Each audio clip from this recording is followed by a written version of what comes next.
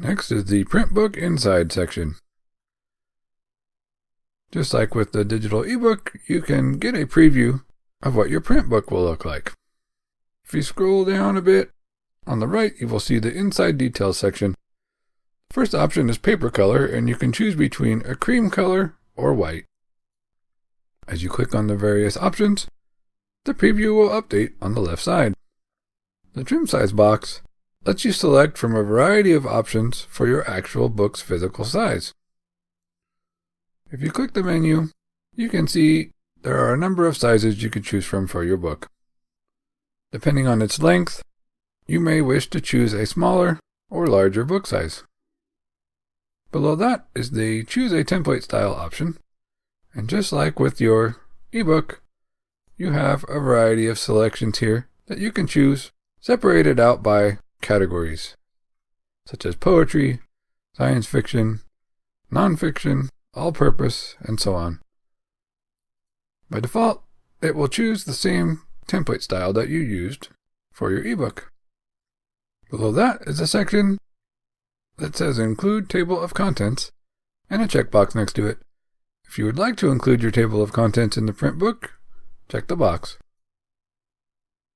In this case, since the book I am publishing for the sake of example is quite small, there has been a message here that says you must have at least 64 pages in order to publish your book in print, and my current page count is a mere 22.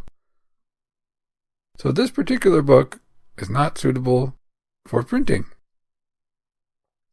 But that's alright, we will still continue through the steps.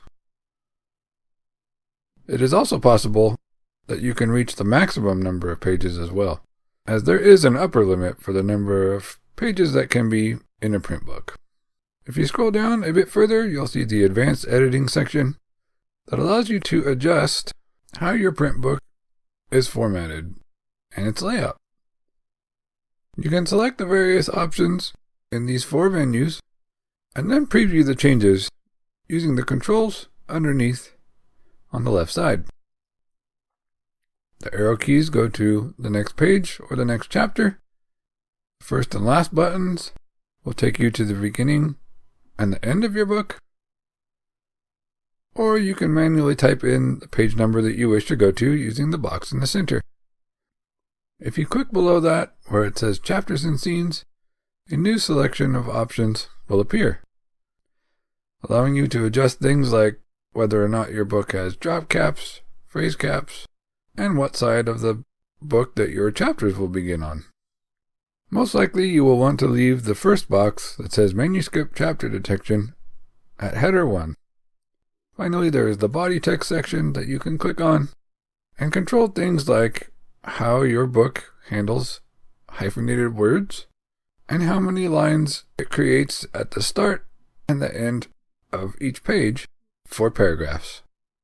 Once you are satisfied with the adjustments that you've made, click the Save and Continue button.